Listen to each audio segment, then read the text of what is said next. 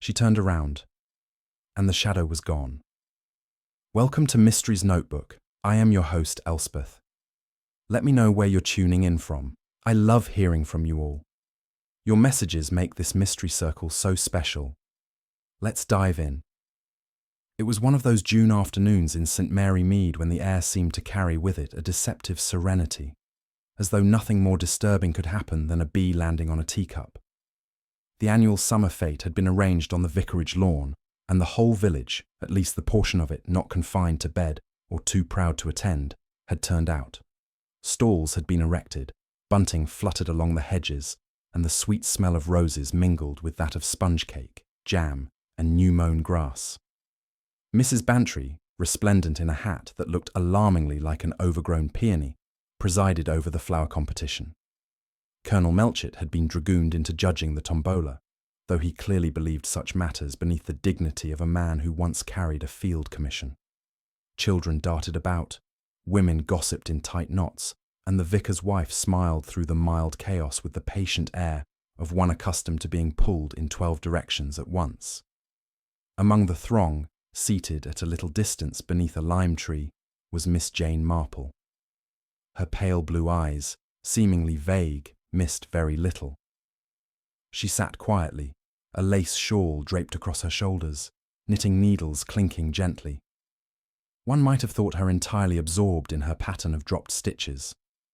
But Miss Marple's attention wandered with delicate precision to the flushed face of young Lydia Cartwright, whispering fiercely with her cousin, to the way Mr. Lionel Tewkesbury, a retired solicitor of somewhat unsavoury reputation, watched the younger women from behind his spectacles, to Mrs. Price Ridley's tight-lipped disapproval of nearly everyone present. Ordinariness, Miss Marple had often reflected, was the most misleading disguise. The moment one accepted it at face value, life had a way of producing something shocking just behind one's shoulder. The shock, when it came, did not announce itself with a scream or a gunshot, but rather with a sudden stillness, one of those curious silences that roll across a crowd like a chill. At the coconut shy, a boy stood pointing, wide-eyed, at the ground behind the striped booth. His mother, following the line of his finger, gave a strangled cry. In moments, people were pressing forward, curiosity outweighing propriety. Miss Marple, rising slowly, folded her knitting into her bag and made her way unhurriedly through the gathering knot of villagers. What she saw was not, alas, unfamiliar to her. A body lay crumpled against the wooden struts of the booth, that of Lionel Tewkesbury, the retired solicitor. His hat had rolled some feet away, his pince-nez still perched absurdly upon his nose, but the unnatural angle of his neck and the terrible slackness of his mouth left little doubt that he was beyond the help of the vicar's wife or anyone else. Colonel Melchett barked orders to keep the crowd back until the police surgeon could be summoned.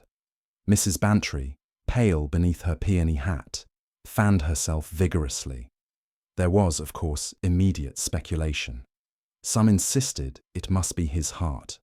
Others recalled he had seemed a bit queer in the face earlier in the afternoon. A few muttered darker possibilities, lowered voices carrying only too clearly across the lawn. Miss Marple, standing a little apart, listened. She noted the eager relish with which Mrs. Price Ridley announced that Mr. Tewkesbury had always drunk too much.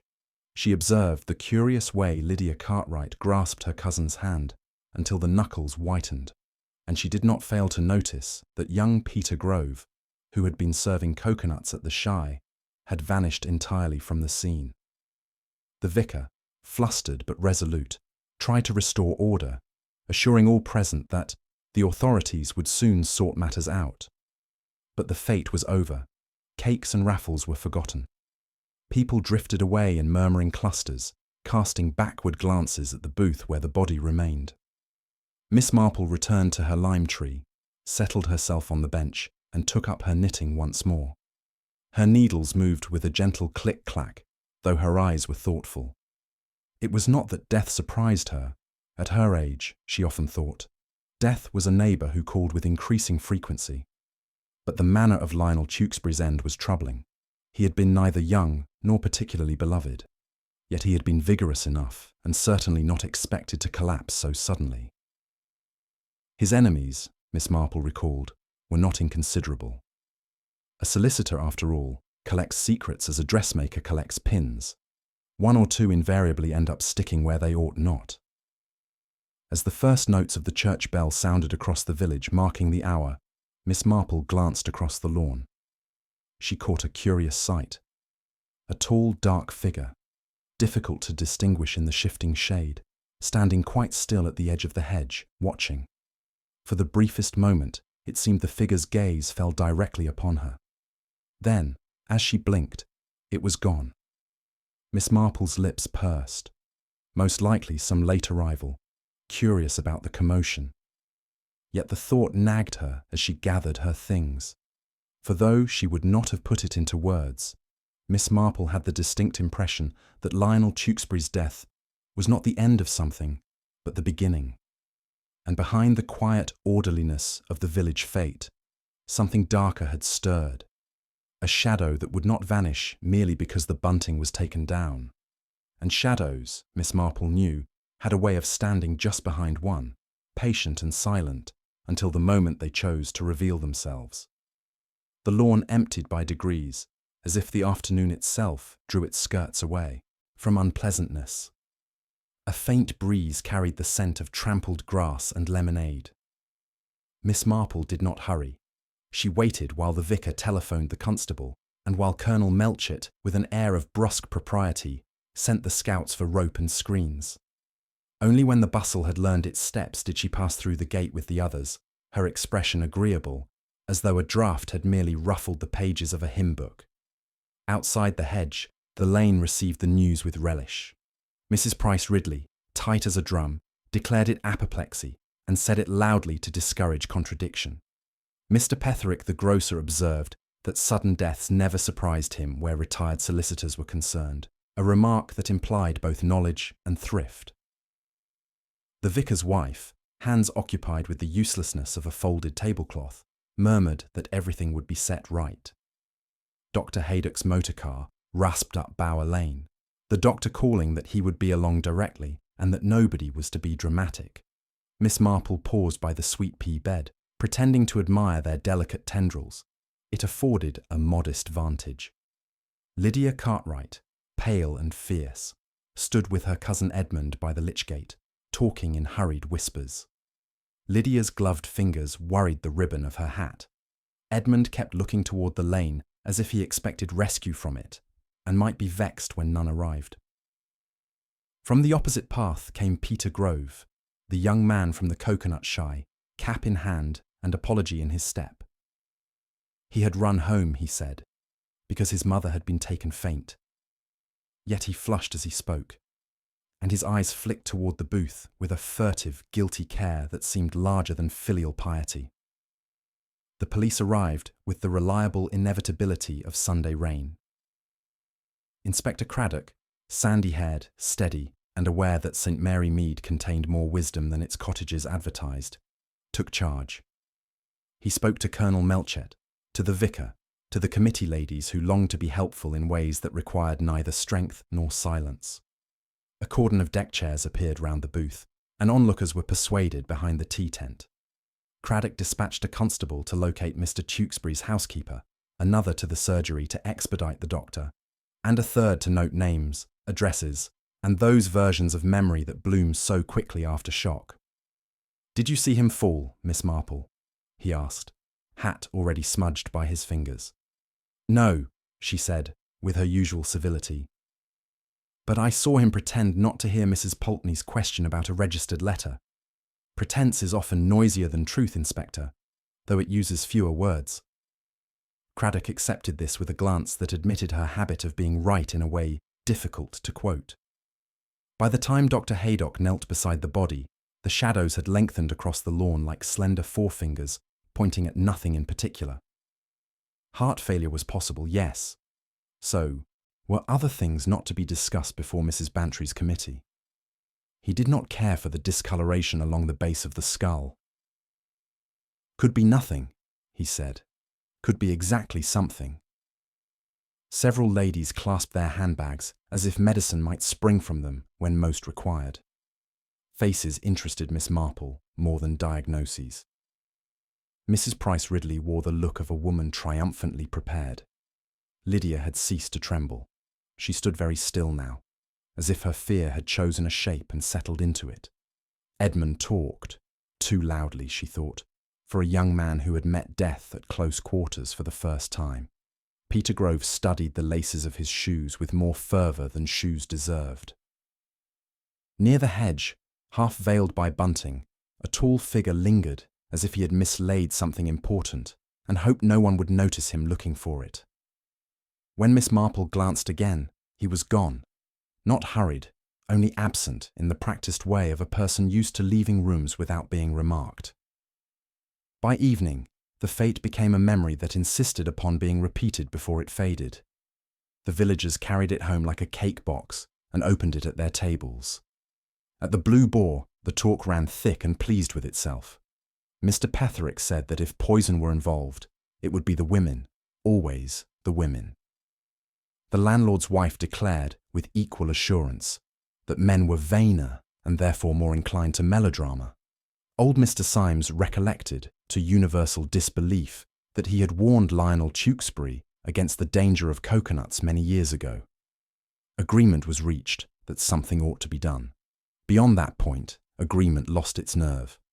At East Lodge, Lydia and Edmund ate nothing and rang for tea twice. "A second cup steadies the hands," Edmund said, but his saucer rattled when he set it down.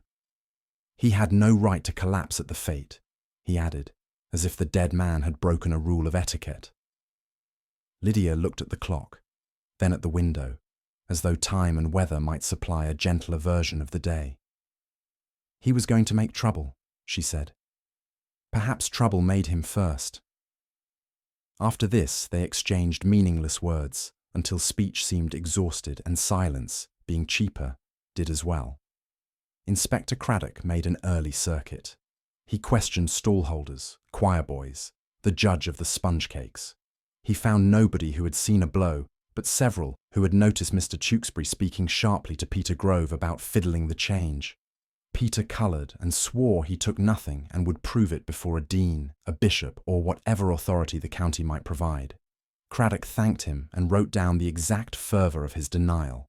Meanwhile, the housekeeper, Mrs. Feltham, was discovered in tears. She reported that her master had spoken of putting a matter straight on Monday and had burned a letter after reading it, saying only that people liked to think paper kept secrets when in fact it merely postponed them. At dusk, Craddock stopped by Miss Marple's gate. "You have a gift for remembering the order of small things," he said. "Will you set down what you noticed?" "If you like," Miss Marple answered. "Only you mustn't expect too much. It is all the sort of thing that would not interest anyone who prefers a good motor car to a good story." He smiled despite himself. "Begin with the shadow you mentioned." "I think," Miss Marple said, "the shadow belongs to someone who has practiced not being where he is. You know the kind, polite, useful at fades, handsome in a tidy way. People mistake usefulness for goodness.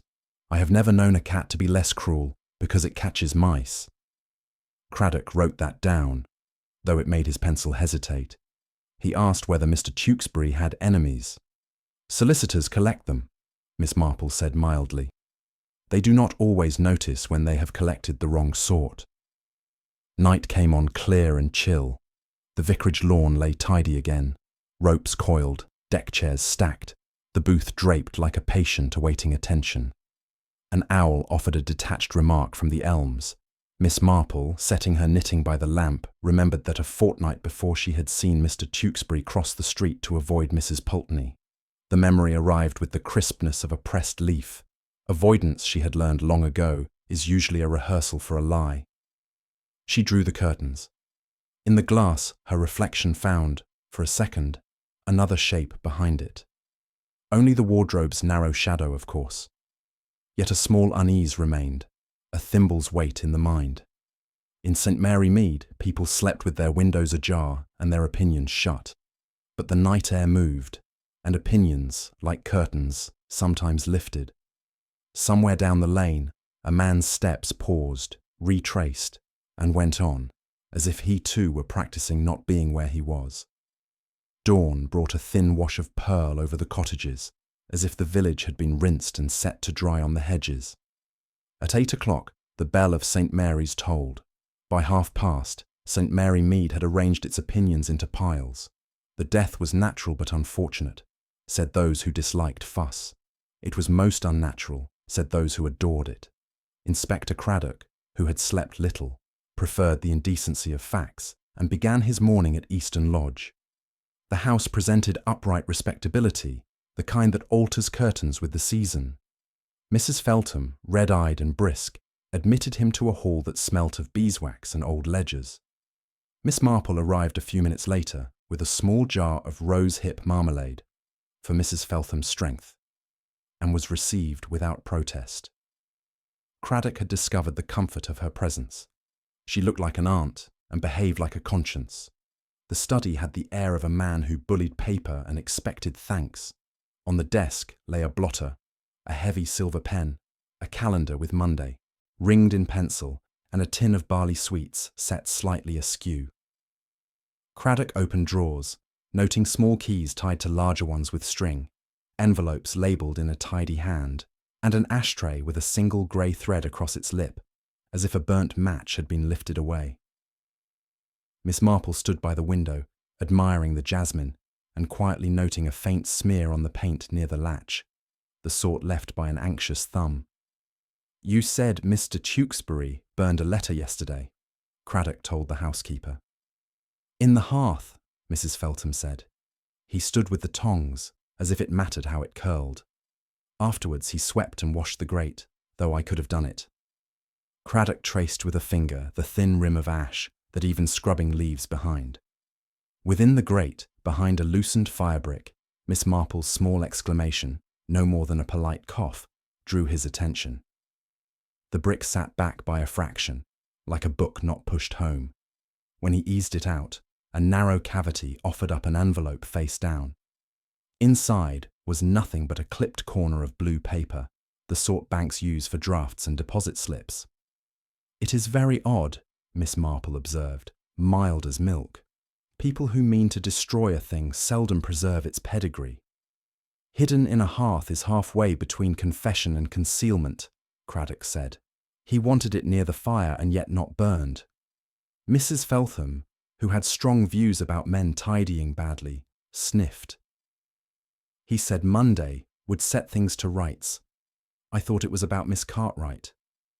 "About her?" Craddock's pencil waited. "He had visitors last week, sir. A gentleman who spoke like the city, and a lady who did not speak much at all. After they left, he said the Cartwrights were careless with promises. He said some promises are written in ink and some in blood, and people mistake which they have given." They thanked her and went on to the small safe behind a row of county histories. It yielded promptly to the combination written, absurdly, on a scrap tucked behind Huntingdonshire 1882.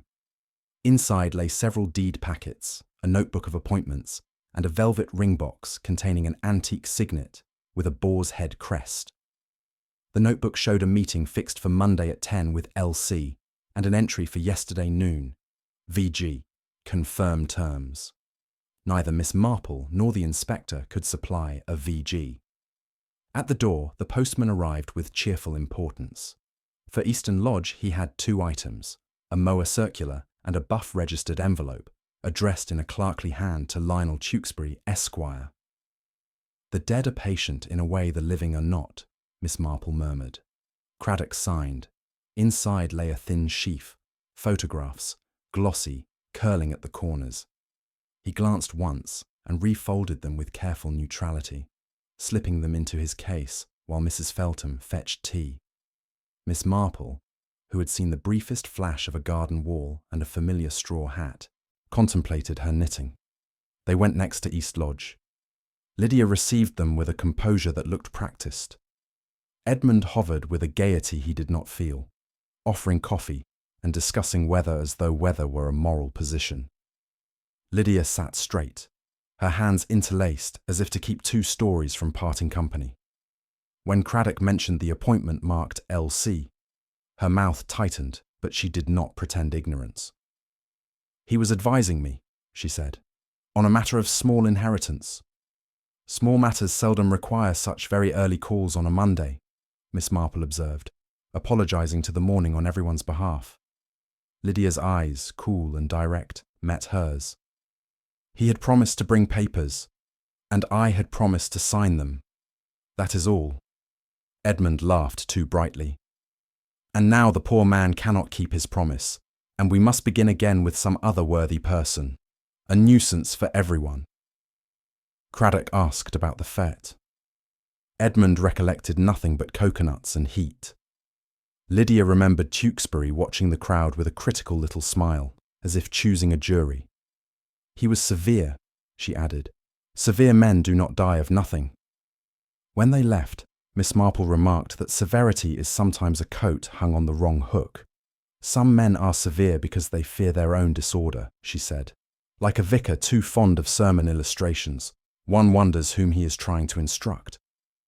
They had nearly reached the lane when Peter Grove appeared at a trot, cap crushed in his fist. He wished to correct a point about the change he was accused of stealing. Also, he remembered that Mr. Tewkesbury had spoken with a stranger by the hedge, a tall man whose coat was too warm for June.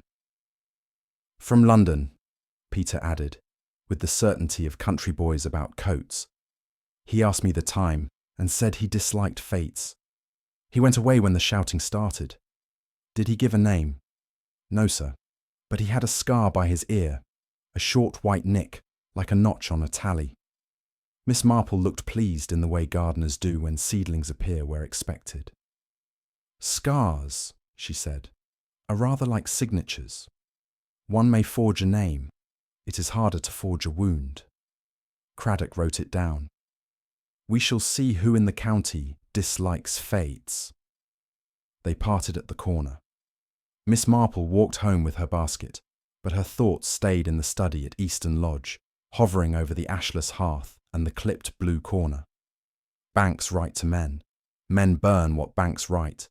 And somewhere between those two habits lies a motive, folded very thin. She paused by the hedge where the shadow had stood.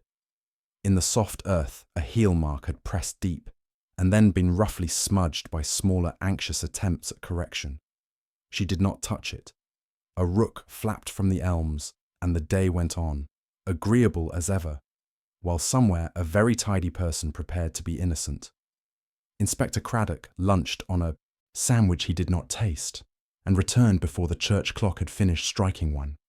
He found Miss Marple trimming lavender. He told her, without showing them, that the photographs addressed to Tewkesbury were of a meeting by a garden wall, faces indistinct, posture too telling. A woman in a straw hat with a dark ribbon stood slightly averted, a man's shoulder half in frame. "East Lodge has a sundial," Miss Marple said mildly. "So do people who long to appear settled."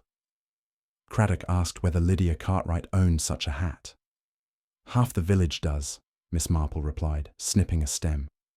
"The ribbon is the thing. Lydia's blue runs so dark it can be mistaken." He had intended to call on Mrs. Pulteney. Miss Marple had a jar to return.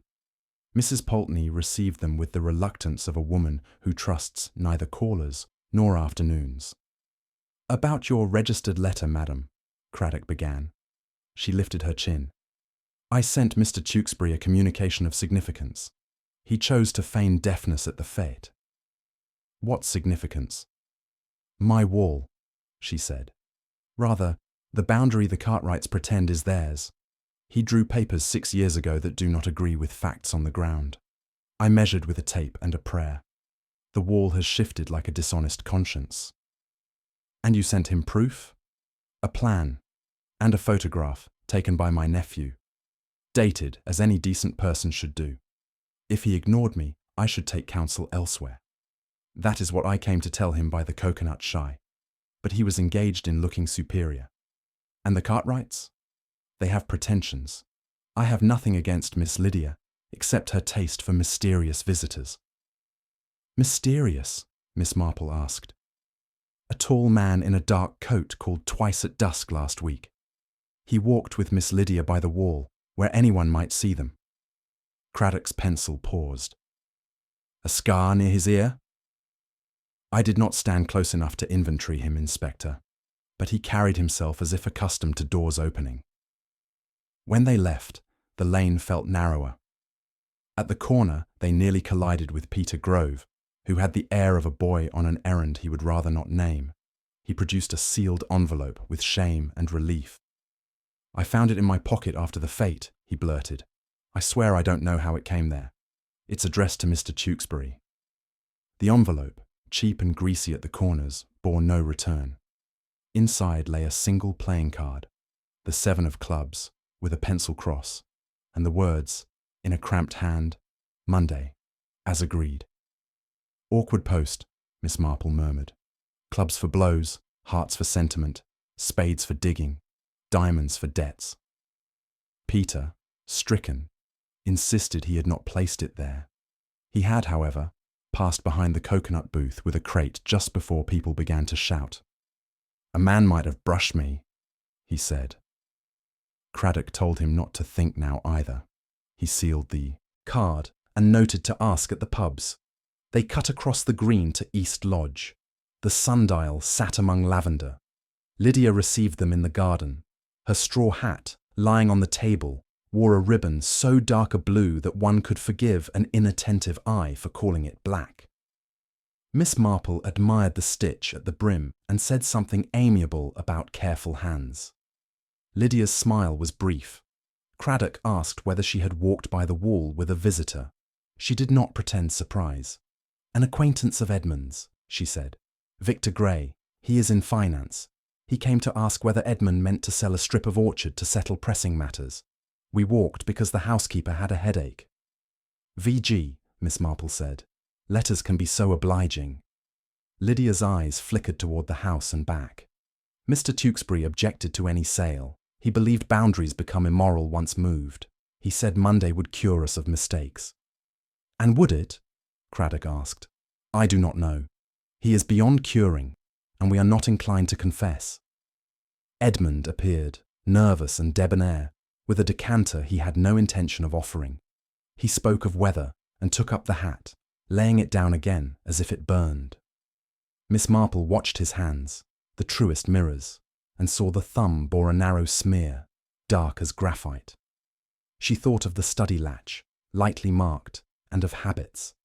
Some people touch what they fear to lose.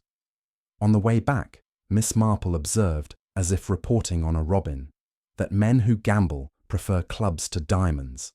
Diamonds feel like accounting.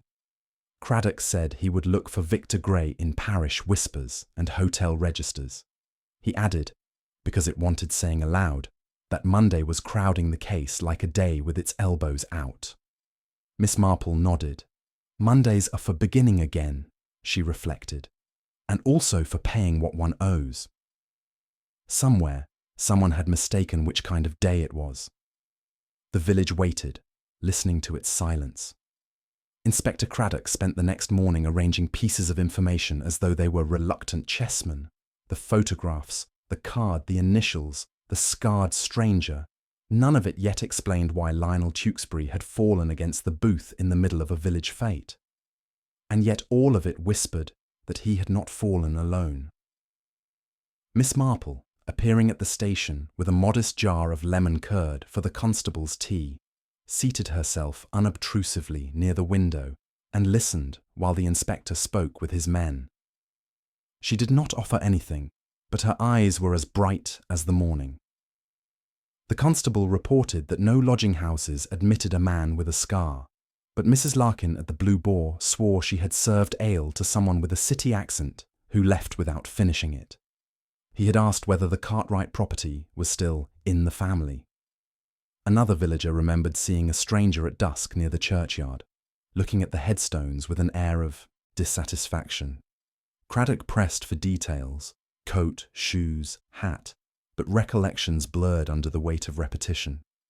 Everyone saw what they expected, and expectation is a poor sketch artist. Miss Marple remarked with polite vagueness, that strangers often inquire about property before they inquire about people. It is the way of certain men, she said, to regard land as if it were a horse with a price and a pedigree. Only one must be careful that the horse does not bite. Craddock, who had learned to translate such observations into lines of inquiry, resolved to check estate agents in Much Benham for recent visitors. In the afternoon, he returned to East Lodge. Lydia was in the garden again, her hat now lacking the dark ribbon. Edmund affected unconcern, tossing pebbles at the sundial as though time might scatter. Craddock asked plainly about Victor Grey. Edmund admitted the acquaintance, calling him a fellow with ideas. Not all respectable, but not all foolish either. Lydia was less charitable. He is dangerous, she said, not because of what he wants, but because he believes no one can deny him. She confessed that Grey had pressed her for a sale of orchard land, offering figures that seemed generous. Tewkesbury had intervened, calling it folly and binding her with promises she had half meant to keep. He said Monday would prove his point, she murmured, but Monday did not arrive for him.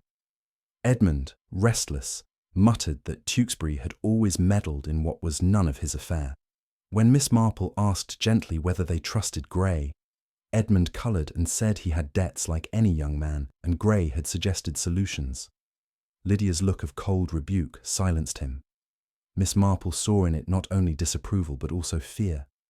A fear not of Grey alone, but of what Edmund might do under pressure.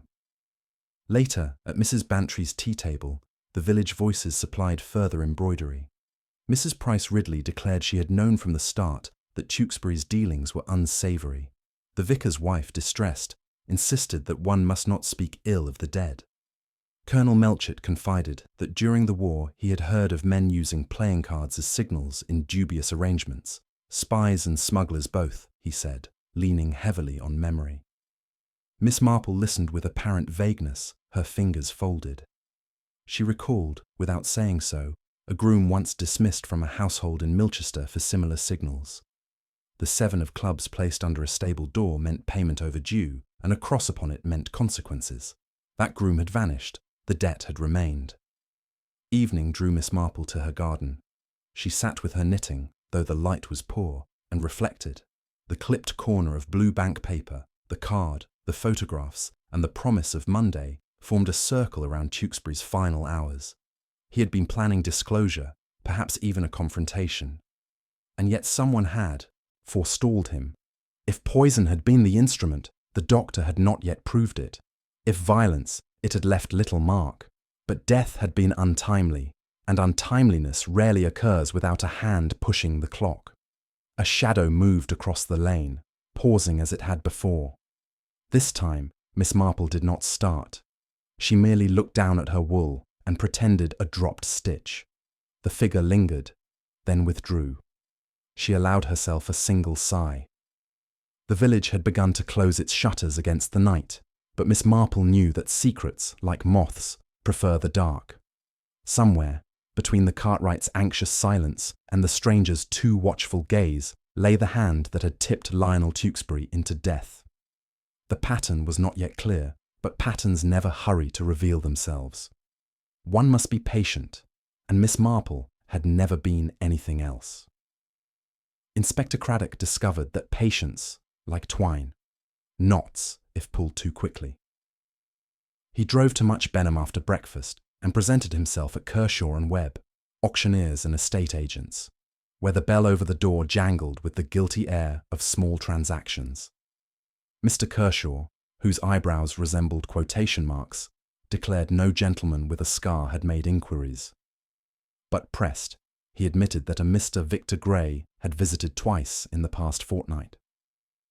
Grey asked about orchard strips, narrow rights of way, and the amenity value of a boundary, which Mr. Kershaw said is what men say when they wish to pay less for more.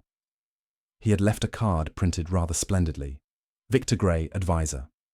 No address, only Holborn.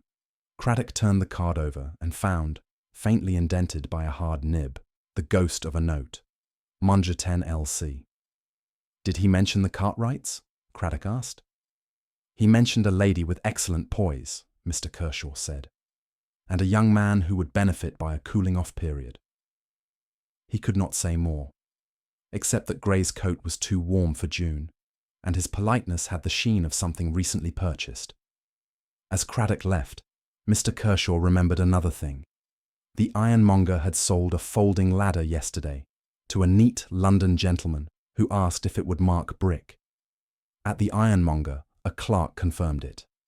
The buyer had wrapped the ladder's top in felt on the counter, explaining that some walls were delicate when one meant only to lean. He paid cash and added a tin of hat polish. The clerk remembered a small white scar by the man's ear, like a nick you'd notice only if you were meant to. Craddock took the lower lane home. The day held its breath. Even the rooks sounded cautious. At the Blue Boar, Mrs. Larkin admitted her city man had come again the previous evening, drinking nothing and counting windows. He went out when the church bell struck 9, she said. Walked like a person thinking about not being seen. By noon, Craddock stood on the gravel before Easton Lodge. Mrs. Feltham, pale but purposeful, met him at the door, saying Mr. Tewkesbury's study had been disturbed. Drawers opened, papers shifted, nothing stolen that she could swear to, only the smell of paraffin where no lamp had been lit. In the hearth, among yesterday's ash, a blacker patch still whispered of flame. She had stamped it out with the scuttle. Miss Marple arrived a few minutes later with a tin of caraway biscuits and a pinched expression she reserved for slovenly crime. The inspector showed her the hearth. She bent with the delicate patience of a woman reading a difficult pattern and lifted, with a hairpin, a charred thread no thicker than a shoelace end. It proved to be the linen tie from a deed packet, scorched to brittleness. Near it lay a dull blue fleck that had once been the corner of bank paper, and stranger still, the merest sliver from the edge of a playing card, curled like a fish scale.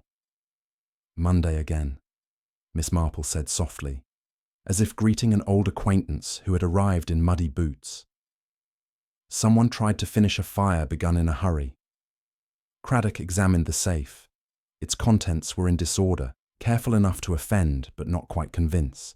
The velvet box was empty. The boar's head signet had vanished. On the desk, the notebook's leaf for Monday had been torn out neatly. Mrs. Feltham, affronted at the insult to her dusting standards, declared she had heard the side gate click at 8:30 and seen, through the kitchen window, a tall back that did not belong to any errand boy in this village. She had thought it the inspector and returned to her meringues. They walked the garden.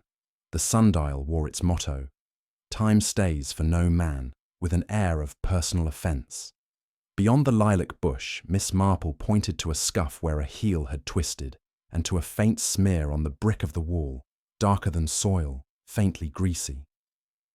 "Not oil," she said. "Hat polish. The felt would keep the ladder from biting, but polish will tell you where a hat has been pressed against brick when a man looks down." Craddock sent a man to ask about ladders, and another to rattle Holborn. He found Edmund in the morning room with a newspaper he had not opened. Edmund attempted lightness and landed in fragments. The signet, he said, was a trifle. His voice gave the lie. Trifles that seal documents seldom feel light to those who may be required to receive them. Lydia entered composed, but her eyes moved at once to Miss Marple's hands, as if expecting to see there something she had lost. When told of the break-in, she was silent for a count, then said that Mr. Tewkesbury would have considered it poetic. He believed paper should be afraid of fire. "Fire permits haste," Miss Marple murmured. "Truth makes very poor kindling. It smokes." At 3:00, the vicar's wife brought a tale like a fallen stitch. Her parlour-maid's brother, a porter at Much Benham station, had noticed a gentleman in a dark coat purchase a single for London on the last train, paying with a note so new it creaked. The porter remembered the scar because the gentleman removed his hat to wipe his brow, and for a moment the white notch shone like chalk. Craddock felt the case shift, as a table shifts when a wedge is pulled. He telephoned the yard with Gray's card and arranged to have Holborn looked at. He placed an alert for the scarred man whose name they did not have. He closed the study and set a constable at Eastern Lodge overnight. The village, being an audience without tickets, moved from doorstep to doorstep, repeating what they had embroidered in the morning, now with the addition of paraffin and a ladder. That evening Miss Marple watered her geraniums and let memory run a gentle finger along old shelves. A groom dismissed, a card under a door, a deed tie burned to nothing, men who believed that paper postponed guilt, women who kept promises because they had taught themselves the habit, not because life rewarded it. She set down the can when the shadow paused once more at her gate. The figure had the tidy air of service, the sort who lifts chairs before sweeping rather than around them. "Good evening," she said, in the tone one uses to cats who have not yet decided to be friendly. He touched his hat. Up close, the scar near his ear resembled a comma, as if his face had once paused before concluding. He asked, politely, whether this was Eastern Lodge. He had taken a turn and lost his way. Miss Marple smiled as if directions were a pleasure. "It is 2 turns behind you. But the house is not receiving visitors." "Visitors?" he repeated, and in the repetition she heard London and patience and something that felt like accounts settled after hours. "Of course," she said kindly. "On Mondays." The man inclined his head as if tucking away her answer, then went off with the gait of someone practiced at arriving neither early nor late. Miss Marple watched him vanish at the bend where hawthorn shaded the lane. She stood a moment longer, thinking of commas, how they pause a sentence without ending it. The scar by his ear had such a shape, less a signature than a breath before something said. Inspector Craddock arrived at first light, summoned by the constable at Eastern Lodge, where nothing had happened except the sort of nothing that keeps watchmen honest. Over tea at Miss Marple's, he heard her account without embroidery. "He asked for the house that is locked, and the day that would have unlocked it," she said. Craddock, who had telephoned London until London yawned, reported that Victor Gray existed in Holborn under several spellings and left offices when bills grew impertinent. He was said to keep polite hours and impolite friends. The scarred man remained nameless, but London learns names when pressed. Craddock resolved to put a name to the scar. By 9 the village had harvested yesterday's details and planted them afresh. Mrs. Larkin now recalled that her city gentleman paid with a creaking note. Mr. Petherick discovered, belatedly, that scars offended good breeding. Mrs. Price Ridley announced that clubs were the most vulgar of suits and therefore practically proof. Miss Marple, preferring evidence to fashion, took herself to the churchyard on the pretext of dead-headed roses. At the Cartwright plot the yew cast a shrewd shade. The gravel showed a pair of faint lines running from the side gate to the east wall, the sort that careful men leave when they carry folded ladders. By the wall itself, half hidden in ivy, lay a felt pad tied with twine, discarded when haste forgot prudence. She touched it with a gloved fingertip and smelt the ghost of polish.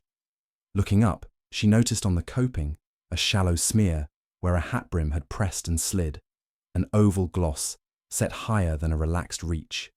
A tall man then, or one standing on rungs. A blue speck clung to the brick, bright as a petal, paper, not bloom. She did not call out. She kept the picture and walked on. The church clock struck the quarter. Voices carried from the vicarage lawn, and then came a cry with more outrage than terror. Peter Grove lay at the edge of the elms, blood clotted darkly in his hair. A cluster formed with the promptness of English weather. Someone ran for Dr. Haydock, another fetched water because water is the one remedy villagers trust when breath is short.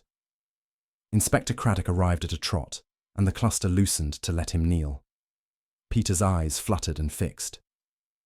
"Didn't see him," he whispered. "Said I was to carry a message.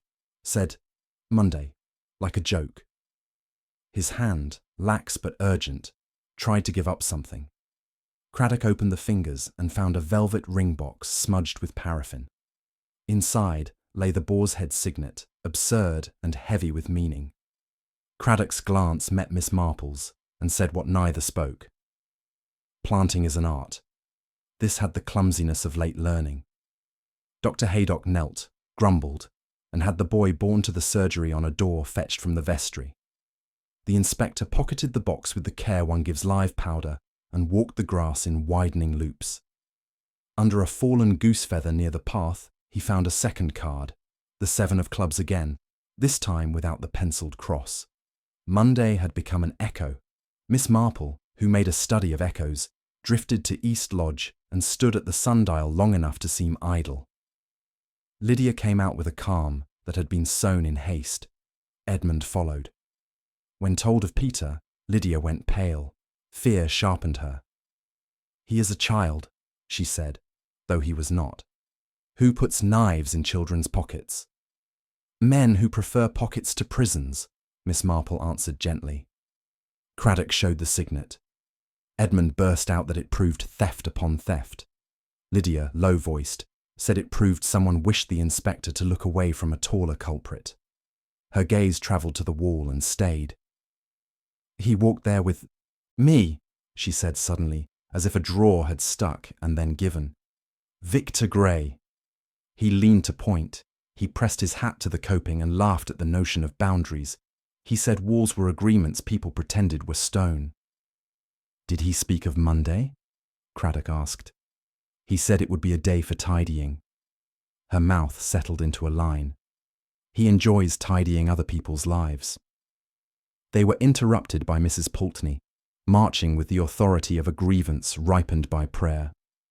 She flourished a torn notebook leaf found, she declared, in her front hedge where Providence deposits corrections. In a clerkly hand it read, "Mondra 10, L.C. V.G. to attend. Papers to be witnessed." Beneath, in a different nib, a single word, "Photographs." Craddock read, folded, and felt the case acquire shape like laundry pegged in a wind. Tewkesbury had intended a meeting at 10 with Lydia. Victor Gray would attend.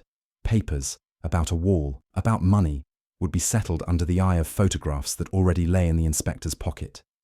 Monday had been appointed to bind and to witness. Sunday, chosen by an impatient hand, had forestalled it. Miss Marple looked from sundial to coping, from coping to the blue speck still vivid in her mind. "Some people," she said, more to the lavender than to the men, "cannot bear a day that is not theirs." She lifted her gaze to the east, where the lane bent like a question. When they cannot move the day, they move what stands in front of it. Inspector Craddock set 2 constables at the churchyard gate and went to the surgery. Peter Grove lay pale, hair bandaged, breath rasping. Dr. Haydock forbade questions, but Peter's eyes opened at Miss Marple's voice the way shutters lift to morning. She spoke of coconuts and the unfairness of arithmetic when pennies go missing, and his mouth shaped a smile before forming words. "Message," he whispered. He said carry it. To the lady at the wall. He laughed about Mondays. He swallowed, winced, and added, "Blue corner," in his glove. Outside, Craddock frowned. "Blue corners and gloves," he said. "Our stranger collects fragments like a magpie." "Magpies prefer bright things," Miss Marple answered. "This one prefers neatness." They went to East Lodge. Lydia looked drained of colour but not of will. Edmund had attempted cheerfulness and abandoned it. Miss Marple asked about gloves. Lydia said Victor Gray wore pale kid when he walked by the wall. He removed one to touch the coping. Edmund confirmed it and said Gray liked to handle things. Craddock produced the second 7 of clubs. Lydia recoiled. "It is a language," she said quietly. "He slid one under our door last year after Edmund refused a scheme. 7 meant a week. Clubs meant consequences. When he wanted gentility, he used envelopes. When he wanted fear, he used cards." "Then Peter was sent with theatre," Miss Marple murmured. "A boy makes an excellent messenger for a lesson." Craddock walked to Much Benham station. The porter remembered the scarred gentleman returning from London on the milk train before dawn, tidy and punctual. He asked whether a parcel for V. Gray had arrived. When told no, He bought a local paper and read it as if inspecting accounts. The porter added that the man wore gloves too tight, so the seams showed white. At noon, the vicar's wife brought soup to East Lodge, and with it, a problem. Mrs. Pulteney, sorting hymn books, had found a narrow envelope wedged in lead kindly light. It bore the same clerkly hand as the registered packet to Tewkesbury. Inside lay a glossy photograph. Lydia at the wall, head averted, hand lifted toward a man's lapel. The man's face did not appear. The corner showed a glove seam, and faintly, the notch of a small scar. "He likes audiences," Lydia said. "Some messages are posted to the wrong pew on purpose." Miss Marple watched bees behave better than men. "He is proud of order," she said. "Proud men choose public places for instruction, churches and fetes." Mrs. Feltham's list of callers named Victor Gray twice, Peter once, Mrs. Pulteney once, and gentleman with parcel. The last asked for Mr. Tewkesbury by appointment, refused. He left a card later not found. Mrs. Feltham added that he admired the sundial and polished its rim with a handkerchief. By late afternoon, a wire from London reported Gray's Holborn office shuttered. A clerk remembered a Mr. Vale, sometimes Vale, who handled Gray's untidy matters tidily and bore a scar by his ear. "Vale," Miss Marple repeated, as if tasting something stale. "A name that thinks itself a slope one may descend without falling." Craddock left a constable at East Lodge and another at the vicarage, and asked the vicar to loiter at the churchyard gate like a man awaiting a mislaid sermon. Miss Marple, who knew traps spring hardest when they look like doormats, wrote a note in a neat hand and asked the vicar's wife to carry it publicly to Lydia. The note read, "Monday at 10, as agreed, witness present." It was a fiction told for truth's sake. Lydia read it, lifted her chin and nodded. Edmund wavered, then steadied himself. The constable was told to look bored and cough at intervals. Mrs. Feltham, apprised, set tea things precisely so that any cup moved would confess it. Evening spread like paper on a desk.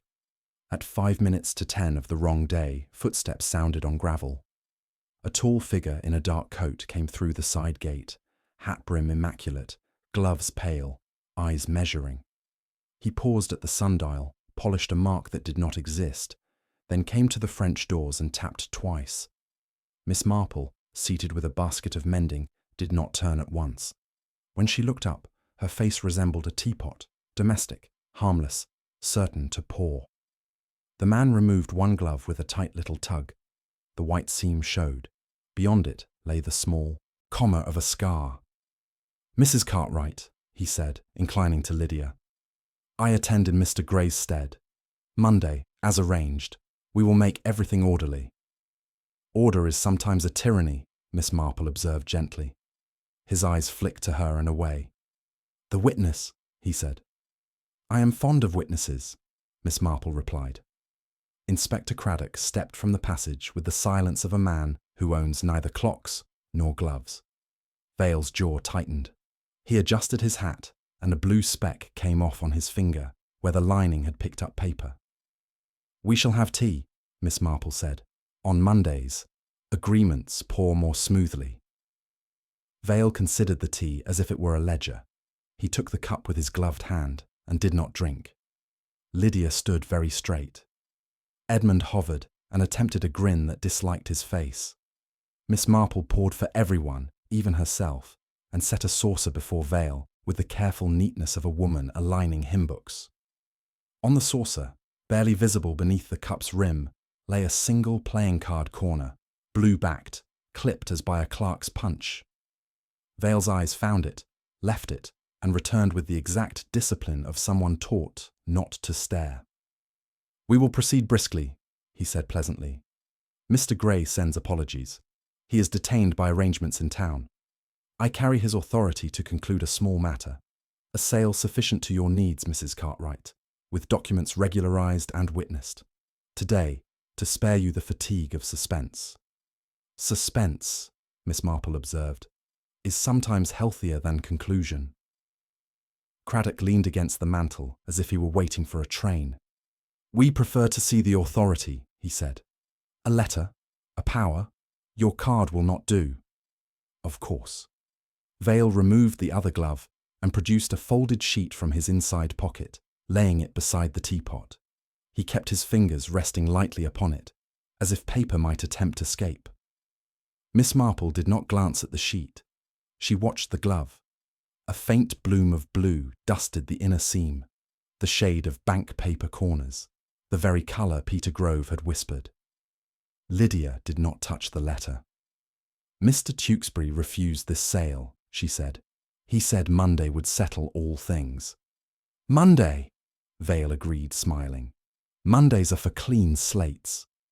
Miss Marple lifted her cup and let the saucer shift just enough to reveal the clipped blue corner beneath. Vale's hand moved a fraction, then corrected itself, the way a man corrects a too-quick bow. "An untidy fragment," Miss Marple murmured. "Odd how fragments travel. Hearths, hedges, gloves. They belong to days that did not happen." "Mrs. Cartwright," Vale said, still smiling, "your affairs invite discretion. Mr. Gray dislikes village audiences. You have a wall that argues with a deed. The deed will learn manners. All that is required is a signature, and a witness who knows how to see without seeing." "Photographs also assist," Craddock said. He opened his case, removed nothing, and closed it again. Vale's smile thinned, but he did not look toward the case a second time. "You tidy after other men's visits," Craddock went on. "You tidy hearths, diaries, and boys who are told to carry messages. Why did you tell Peter to bring theatre?" "Boys run errands for anyone who promises importance," Vale said. The boy ran into his own clumsiness. "You brought a ladder to the churchyard," Miss Marple said, as if remarking on roses. "You tied felt round the head and polished your hat brim where it brushed the coping. You prefer to leave walls unmarked. You dislike signs of entry. I dare say you dislike fingerprints too. Gloves are useful, but they remember more than they should." He met her eyes then, with the courteous interest of a man who has underestimated a parlour and regrets the oversight. "Madam," he said, "you make a vocation of inference." "I keep a little shop of human habits," Miss Marple replied. "The stock is common. The pattern is rare." Craddock drew the 7 of clubs from his pocket and set it on the tablecloth, as one sets down a coin to end a small debt. Vale did not look. "We know your language," Craddock said. "We know who reads it." "Games help men count," Vale said lightly. "Some men require counting." "Mr. Tewkesbury," Lydia said, voice even, "required courage. He believed a day and a signature could protect me." "Belief is a commodity," Vale answered. "Yours is too expensive." Miss Marple buttered a biscuit that did not need buttering. "Mr. Gray is impatient," she said. "He dislikes waiting until Monday. He sends you on Sundays to prevent Mondays. It is an old habit with new stationery." The smile left Vale's face as neatly as a card withdrawn from a deck. For an instant the scar by his ear seemed harsher, the comma lengthened into a line. He looked at Lydia, not as a petitioner looks at a patron, but as a carpenter eyes a door that sticks, a problem with a solution waiting in a bag. "Madam," he said, "you will sign today." Lydia's hands were steady on the chair back. "I will not," she said, "not under threats packed in envelopes and slipped into hymn books." The room held very still. A bee battered the glass once and found its way out. Vale lifted the folded sheet at last and slid it across the table toward Lydia. As his fingers left it, Miss Marple reached out and, with the innocent fussiness of age, straightened the paper. Under its fold lay the clipped blue corner from the saucer, which she now drew free and placed lightly upon the letter. "One hates untidy edges," she said. Vale's breath altered, no more than a grain, but Craddock heard it. The inspector stepped off the mantel and came a pace forward. "You burned a deed tie and a card in Tewkesbury's hearth," he said. "You broke in last. Night to finish what haste had left. You took the signet and pushed it toward the boy. You polished marks you yourself had made. And on Sunday, behind the striped boards, you spoke to a man who lived by paper and told him Monday would be unnecessary. Did you push him, Mr. Vale? Or did you wait for his heart to stop? Vale's gaze moved, at last, to the photographs that were not on the table and to the ring that was not in his pocket. You are fond of stories, he said, to no one. Miss Marple set down her cup. Stories are merely people told slowly, she said. Mr. Tewkesbury had planned to place certain pictures before Mrs. Cartwright and Mr. Gray, with witnesses present, and to require signatures that would have spoilt a sale. He did not live to keep his appointment, but his habits lived after him. He ringed Monday, he hid an envelope near fire and not in it. He told a housekeeper truth in the form of sweeping. He was very nearly as tidy as you. Craddock took out his handcuffs and did not yet use them. Where is Mr. Gray? He asked. Vale smiled again, but not with pleasure. Mr. Gray, he said, keeps polite hours. Then we will keep impolite ones, Craddock answered, and see who dislikes them first. Vale's eyes shifted to the window, where the garden lay tidy. Craddock's fingers hovered over the cuffs. Lydia did not sit. Edmund recovered from an awkward move and stood as if standing had been his intention. Miss Marple, who had dusted many mantles where tempers forgot their manners, gave a neat sigh. You will make a mistake now, she said conversationally. It is what tidy men do when other people refuse to be arranged. I should not recommend running. The lane notices feet. Vale's smile was quick and unconvincing. Inspector, am I detained? You're paused, Craddock said, by tea and by questions. Questions, Vale repeated. What will they fetch you? The doctor cannot swear to a blow. Doctors prefer bones to habits, Miss Marple answered. But habits bruise as neatly as fists. You stood close behind Mr. Tewkesbury among the booth supports. You leaned to speak, and with the other hand you used something small and heavy. Not a cosh, too untidy. A ball from the shy in a folded glove would do. Vale's glance flicked to the French doors where a glove lay drying. Speculation, he said. Observation, she corrected. You wrap what will mark. You pad what may scar. You polish away what betrays you and leave, without meaning to, polish where you have been. You thought the crowd would write the rest as heart failure. You counted on Sunday to erase Monday. Craddock set the 7 of clubs beside the folded authority. When the crowd failed to tell your story, you wrote another in the hearth and tried to post it late. The signet went to a boy who could be pushed. The card came after to frighten and to excuse. Lydia looked at Vale with an attention that refused anger. Why me? She asked. There are easier orchards. Because this orchard touches a wall, he said. And the wall touches a road, and the road will touch a small development if it is made to. Lines become numbers. Numbers become places. And photographs become levers, Craddock put in. People supply their own levers, Vale said. A walk at dusk, a hand on a lapel. It is the witness that matters. Mr. Tewkesbury meant to place a witness between you and Mr. Gray. He should have chosen Sunday. Edmund, silent too long, burst out. I never agreed to any of it. I only wanted it to stop costing you, Miss Marple finished gently. The room altered by a fraction. Vale straightened his cuffs, the tight seam whitening. Inspector, he said, if you intend to charge me, do so. Otherwise I will inform Mr. Gray that the village prefers its poverty tidy. Craddock did not move. You will take your leave when Mr. Gray arrives. London is encouraging his punctuality. You will not find him, Vale said quietly. He does not present himself to consequences. He retains them. Consequences grow fat in captivity and gnaw their keeper, Miss Marple said. He looked at her, almost curious. You rely on fables, madam. I rely on endings. A car sounded on the lane, then another. Not London, Craddock said. Melchett. Colonel Melchett entered with word from Much Benham. A porter remembered 2 men from the milk train before dawn, one scarred, one soft-voiced and shaved. They had taken the bridle path toward the Cartwright wall. "Look for a package near the coping," he said. They went at once, Vale between Craddock and a constable, Miss Marple with Lydia. The churchyard was quiet. Miss Marple's eye went to the ivy where the felt pad had been, and higher, to a narrow gap where brick yielded to age.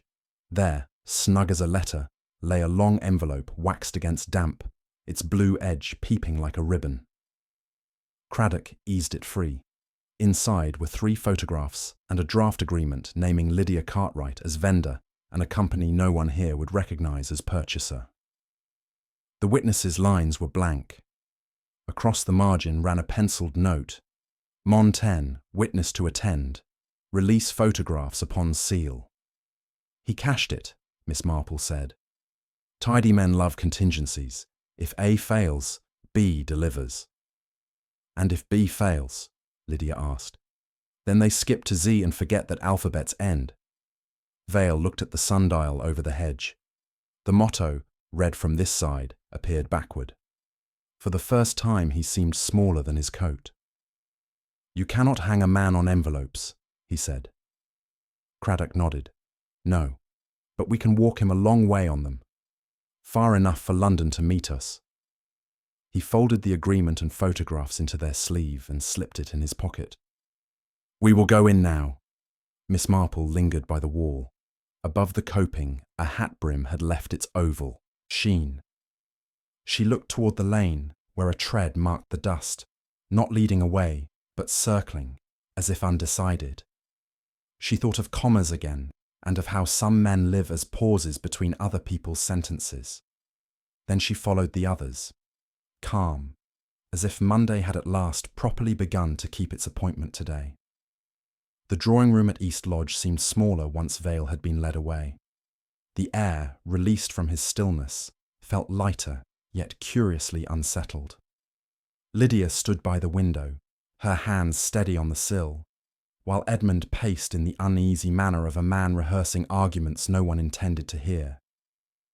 Inspector Craddock gathered his notes with deliberate care, but it was Miss Marple, serene as if she were darning a hem, who supplied the quiet explanation everyone had waited for. Mr. Tewkesbury, she said gently, was not a kindly man, but he was a man of habits. He believed paper could trap wrongdoing if it were signed at the right moment. That was what Monday was to have been. A moment where Mr. Gray and his companion, Mr. Vale, would be compelled to face photographs and witnesses, and thereby lose their power to threaten. He never lived to reach it, because they saw the danger in his punctuality. Craddock nodded. The photographs prove Gray tried to place Mrs. Cartwright in a compromising light. The agreement hidden in the wall shows their scheme for the orchard. Vale acted on Sunday to keep Monday from arriving. A quick blow with a weighted glove, and the crowd was meant to accept heart failure. But the tidy mind, Miss Marple continued, cannot leave chance alone. Vale burned and polished and planted, convinced that order could hide disorder. He placed the signet with Peter Grove. He scattered cards like a gambler arranging the pack, and he returned to finish what haste had spoiled. Each attempt to conceal only showed us more of his hand. Lydia turned from the window, pale but resolute. And the photographs? Miss Marple's smile was faint but kind. People believe photographs never lie. Yet it is people, not pictures, who tell the story. They show a lady at a wall with a man not even in frame. There is nothing there but suggestion. You will have no more use for them than to light a fire, which I should not recommend. Edmund stopped pacing. His voice faltered, but he managed it. Then it is over? Over for Mr. Vale, Craddock said firmly. As for Gray, he will be found. London is not kind to men who leave debts of this kind. Miss Marple folded her hands. The village will go on. Mrs. Pulteney will speak of her wall. Mrs. Price Ridley will speak of her superiority, and Colonel Melchett of his memories. Peter will mend with time, though perhaps more cautious of strangers. And you, my dear. Her eyes rested on Lydia. you will have learned that some bargains must never be entered, not even for the sake of family. Love is loyal, but loyalty should not be blind. Outside, the church bell tolled the hour. The constables moved along the lane, and already curious faces peered from gates. St. Mary Mead, restless with gossip, would return to its routines as surely as the bunting came down after a fete. But beneath the routines ran the reminder that a solicitor's secrets, a gambler's debts, and a tidy man's gloves had nearly undone them all. Miss Marple, gathering her knitting, gave the smallest sigh of contentment. She had, after all, been right about Mondays. They have a way of keeping their appointments, even if someone tries to erase them.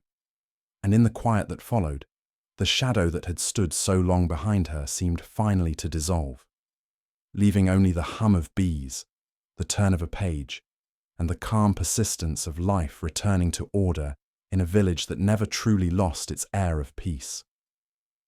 The story, she thought, was finished. Not neatly, but truth rarely is. And with that thought she went home, a small figure with pale blue eyes, quite content to be overlooked once more.